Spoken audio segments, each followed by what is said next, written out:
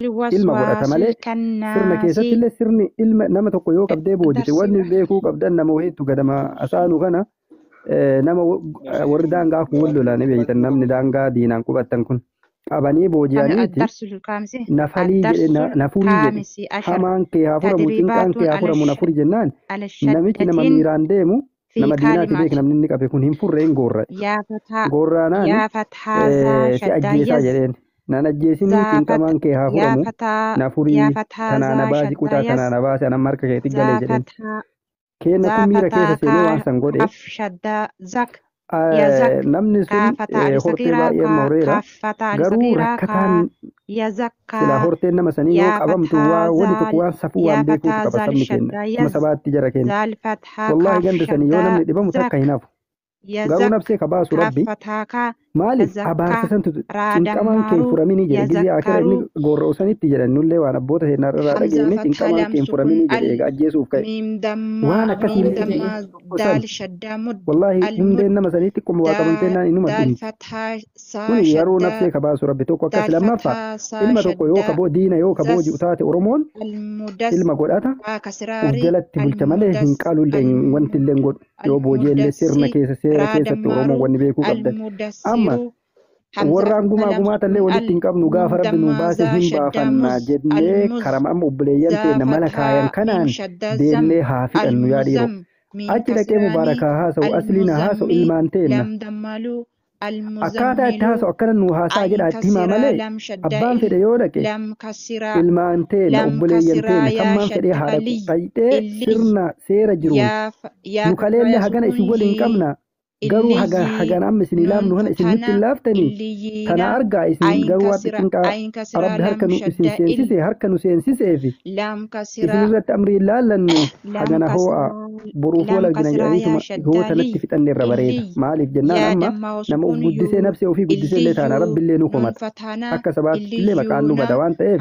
waan sallaalladhaa obboleeyyan tiyya kiingi ahmad illee obboleessi keenya keerri ati deemaa karama silaa ilmi oromoon namni marti barbaaddu haa ta'u malee abboo farda kamil lafaan sidhaye jennaan inni gama laalee gamana laalee jidduma ta'e ganna buusee jedhe feemasoonni seennas ijoolleen obboleeyyan ta'e abbammaan fedhee bakka san dhaqee haasa'u sirna nuu ta'u irratti haasanii walii galanii fixutu bareeda ajandaan kun amma akkana guyyaa lamaa sadii yoo heedhate namni amma asii haasa'u kun asitti hin deemu dubbiin teenya bushaa'aa deemti jara keenya bushaa'aa deemti uduu bushaa hin qabne gizee mi'aa qabdu sana fixannee bahutu bareedaa jechuu barbaadeeti ani إلا الذي ما أكفر ما تاتي مالتها قدام هدورات ما أخذ بچورة تبنين غيونا مالتها قدام ميم برام إجولين كنا كنا أبو سيغرة فونام نمرتود وفي ميم كسرانون سكون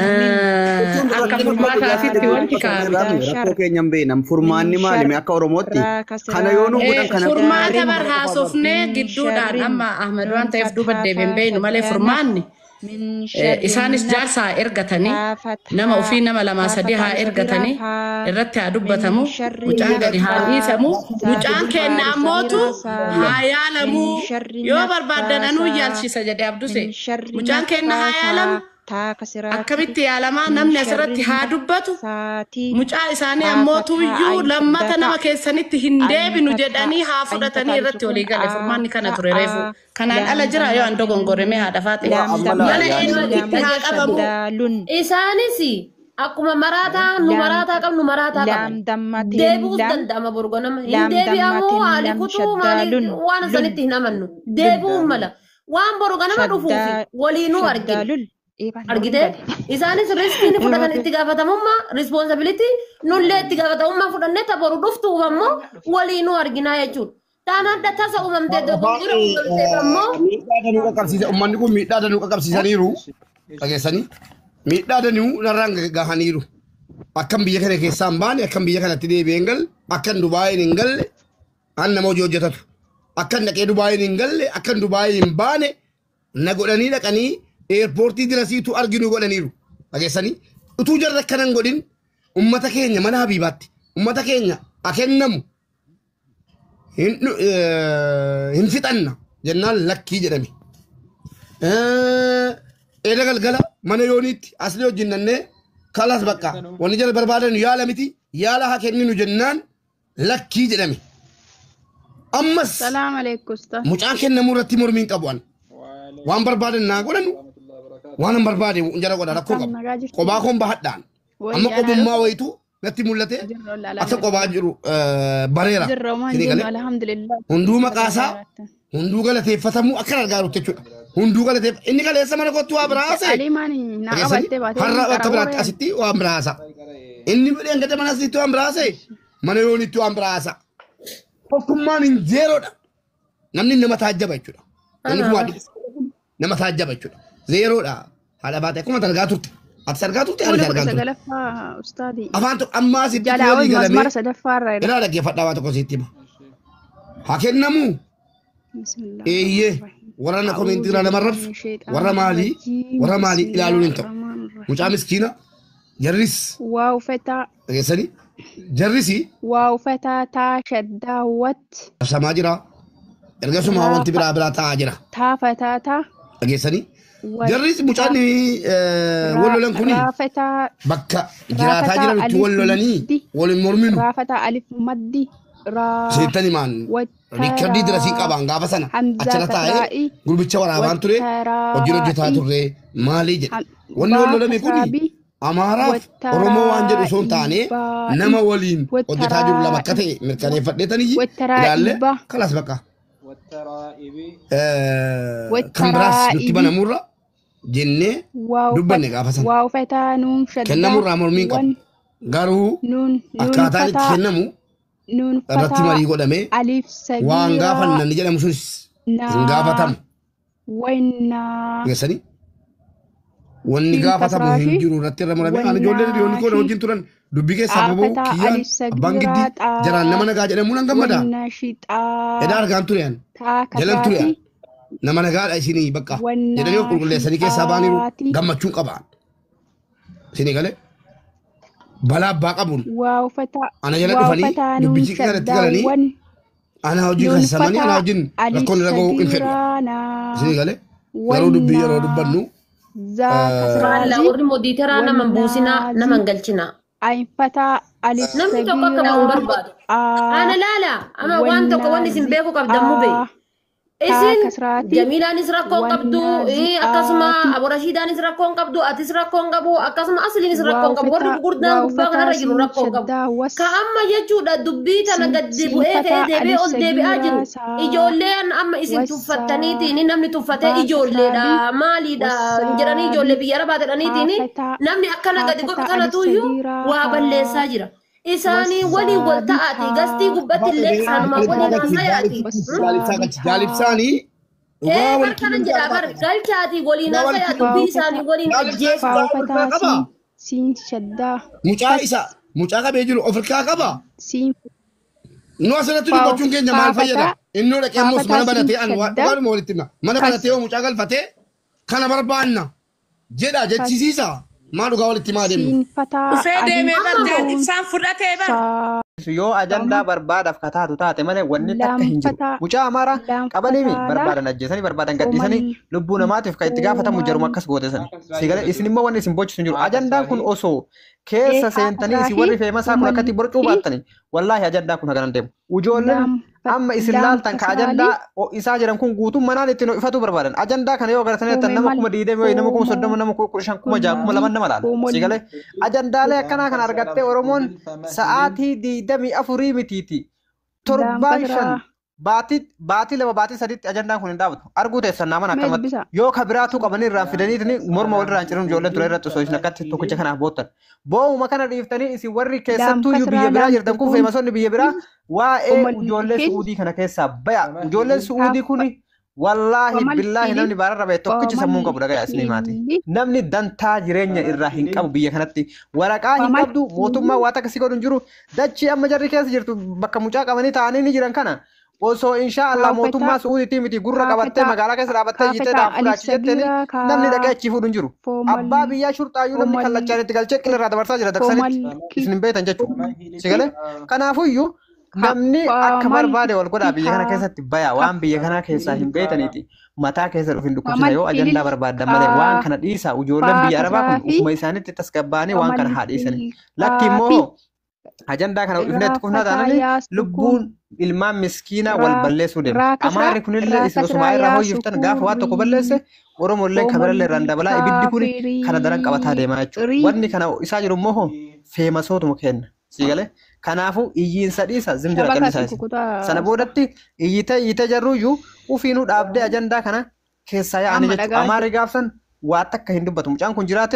jiraachuu baate lubbuun isaa du'e wallaa hin dubbattu. Amaarri osoo Oromoon turakatti jalaa iyyuu baate jechuudha. Kanaaf miti gaafa asitti riyaaditti lubbuun ilma namaa meeqaa badda jette gaafa kana dura Amaarri maqaa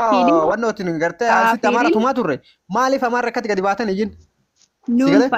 Maaliif hin iyyin? Namni meeqa dhufee hin Amaarra hitti boqoo mana irraa cilaa turan. Namni lubbuun nama meeqa gaafa asitti riyaa keessatti badda jette kamis keessatti namni meeqa dhumee jedhe gaafa sanuu Amaarri waa takka dubbatte viidiyoo qofa waraabdee boottee achumaan calliftee bar takkitti miidiyaan ol baate waa takka hin dubbanne. Sigale kanammoo hunduu ajandaa godhee wal jalaa fuudhee mana ifataa jira malee namni Oromoo tanallee Amaarallee tasgabbeessu uummata miskiina kana waliin qabuuf deemu tokko hin jiru. Oromoo fi Amaara isin tokko illee jiru miidiyaa haadhatte jechuudha. Sigale kanaafuyyuu keessaa bayaatee waan kana ofirraa dhiisaa jechuu barbaada jedhan.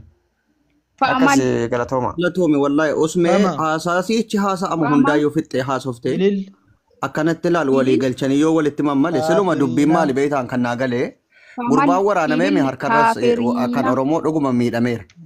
Yoo miidhamee jennaan qaban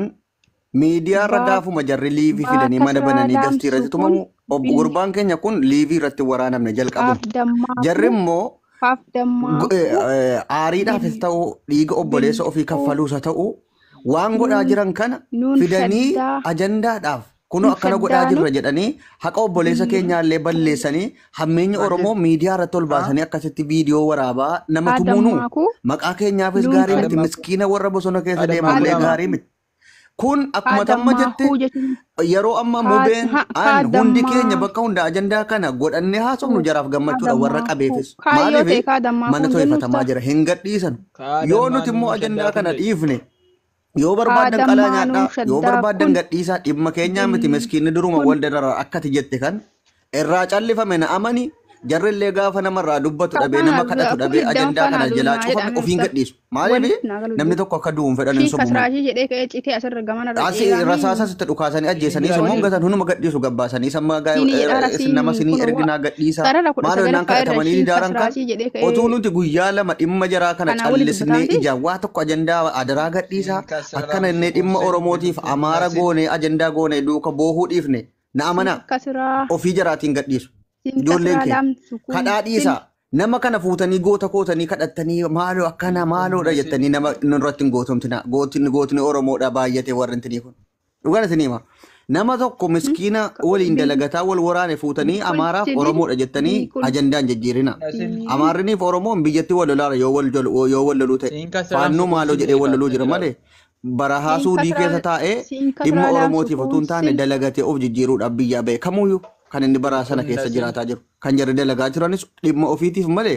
Oromoodha dalagaan ture. Dhiisaa nama tokko fuutanii akkana godhaa Oromoon akkana ta'a minaamin isa kana dhiisaa rabbiyaati. Warra amma mana ittiin ho'ifachuudha dhuguma bari yoo wanti kun haasa'amu kun amma nama 2,200 taa'u jira. Otuu wanti kun cufame namni 300 hin jiru. Ajandaa barbaada warri koomintii jalatti akka mucaadhaa gadde fakkaate haasa'aa jiru siin sobuu. Ajandaa kana cufa dhuguma ajandaan cufamuu barbaada nagaan bu'uu barbaadu taanaan manas banattanii dhimma kana ajandaa gootanii suuraa fiddanii hin haasa'ina. Kana booda namni asirraa gabbayyaa haasa'u nama ajandaa barbaadu dhimma kanarraa. Namumti waan kana gadi bahee ajandaa godhatee haasa'u nama dhimma mana ho'ifannaadha ajandaa barbaadu malee dhimma Oromootiifis dhimma Amaaraatiifis quuqamee miti. Wallahi dhugaa isinitti dhugaa yoo walitti himnu hin jaallattan. Bu'aan nuti buufnu maali amma miskiina kana achi keessatti hiitanii guyyaa 3 hiitanii mee bu'aan Oromoodhaa buufame maali tokko natti himuu dandeessu guyyaa 3 gurbaa miskiina hiitanii qabdanii bira teessa. Akkuma dhuunfaatti namni Oromoo tokko fayyadame jira hin jiru. Ammas guyyaa 3 itti dabalaatii qabaa bira ta'a faayidaan argamu hin jiru hinuma gadhiiftu. Wal gadhiisaa waliin dararina miskiinnimaaf wal dararra jara keenya dalagadhaa of jijjiiraa maatii keessa jijjiiruuf biyyaa baatan malee as keessatti miskiina darartanii wal intinii gochuudhaaf miti dhugaa walitti himnu. Kanumaan isiniin jedha please ajandaa kana cufaa keessaa baa warri kadhatanus warri kadhatamtanus asuma irratti dhaabbadha. Asirratti Abduu Sagalatoomii waa takka jechuu barbaada tokkoffaa irratti وفتح ani ألف صغيرة لام tokkoffaa ajandaa kana mubaarak musammaa ati keessaa baay'ee yoo dandeette ajandaa kana maaliif yoo jette namni yeroo baay'ee olii gabbutaa jiran inni miskiinummaa ofillee olii gadi fiiga nama hedduutti amma gastii maratti namni maqaa kaasu amaarrillee gamaa akka qabataa jiru isa oromolleen kaasii tirarraa jiru isa si galeemi namni hundi ajandaa siinoo isaa jira tokkoffaa irratti ati waan kana yoo dandeette keessaa baay'ee qulqulleessi abbaan barbaadee qulqullaa'ullee baate ofirraa osoo keessaa baatee dhiifte naa wayyi maaliif yoo jette tokkoffaa ajandama oromoo dheengaduma tare kennumaa fi waddandama uummata keenya arsiitiif uummata walloo sallaara gaafa feemasoota fi sheekoleen gayyaatee rabbii jala ashhadu jedhee sheekonni dhaabattee amaamaa ol qabdee rabbii jala waan kana dhaabaa jedhe namni tokko jedhaa hundi illee hundi isaa gootuuf godhee gastii kanarra utaalee akira namni marti zim jedhee macallise afaanuma qabatee malaan si galee haga waltumte namni araarsee fide sheekonni walii araarsee qeesii walii araarsee namni takka dubbatee haga muka hundi wal dhiibdee hundi isaa waluma dhiisetumaan dhaga'uma wajji jiraataa jira si galee kunis akkasuma osoo namni irratti isuu baate yoo namni haizoo yoo namni gartee zarraaf qabii gadhiis hin jennin wallaahi billaahi ajandaa kun guyyaa takkan deemu guyyaa lama yoo guddate si galee kanaafuyyuu waan kana yoo dandeettan warri feemasaa kun afaan irraa qabadhaati dhiisa ijoolleen tun immoo miskiina qabaniitiin asirratti torbii tokko baatii tokko ta'ee sun eesh faayidaa obboleessi kiyya kun gootummaa miti gootummaa nama bara osoo garteetiin waraanuma guddaa wayillee qabi booji'anii qabaniitiin irra ta'anii namusan ijaallee umara kan qabu miskiina tokkicha qabaniitiin namni ittiin uf dhaaduun maal jechuun gaarii miti si galee maal barbaadanii jedhanii akka kabajaatitti gaafatanii jirtan mucaa kana qarqaaruu barbaadanii mucaa harki waraaname kan hin fayyifannaa mallaqa barbaadanii ijoolleen afaan takka hin dubbatu asitti afaan nagaa baasatti gara biraatti waan biraa hasitti jechuudha beekumtii ittiin argachuuf yoo miskiina gartee ittiin beekamuudhaaf ka deeman taate san akkasitti ifa baasanii haa dubbatanii si galee sanaa yoo hin tahinitti asirratti hundi isaatu afaan dhibba haasa'e mubaarak addatti dhaqee yoo ayin kootu jedhan jaalibsan garnaa yoo waame abduusan garnaa yoo waame hangaranaa yoo waame Usme. lubbuu ilma namallee jidduu kanatti darartanii maqaa oromollee hin balleessina. Usme dhaggeeffadhu afaan tansi qabee wallaahi ati nama keessaa dubbatta dubbittiin beektaa waan tokko balleessite malee dubbittii kana hin beektaa muru dhaggeeffadhu fadhima wanti dubbatte irratti wanti dabalamu jira jedhee yaadu tokkoffaa irra deebi'uu yoo ta'e malee wanta naasa'u hin jiru garuu deemee warri kaleessa dhufee gastii koorratti gastii nama hundaan dhaqee no hin kenninu bakka akka barbaadan godhaa jennee dhiibne ani dhiisee keessaa beesii gale adaraa kenna wanni oromoon irraa fayyadamu hin jiru jettee ati baaftee ifaan ifattee waan tokko ifa gootee dubbachuu fi tarii afaan keenya bahee didamu malee dhiisaa akennamu gaafa jalqabaatee akka xumuraatti akennamu kennaa kenninee waan barbaadan himadhaa ina didanii magastii joo gararrattee akka itti daraadaraa turan obboleessoo okiin argine ta'ati erga nu akka keessaa fudhadhe ijoolleen gastii joo gararra deemanii tahanii diriirra turan hin jiru birriinii jettee kan darbatte xumurarraan sittan hima kanaafi isati mubee keessaa bahe jetteefi ansilaa kanan keessa galee fi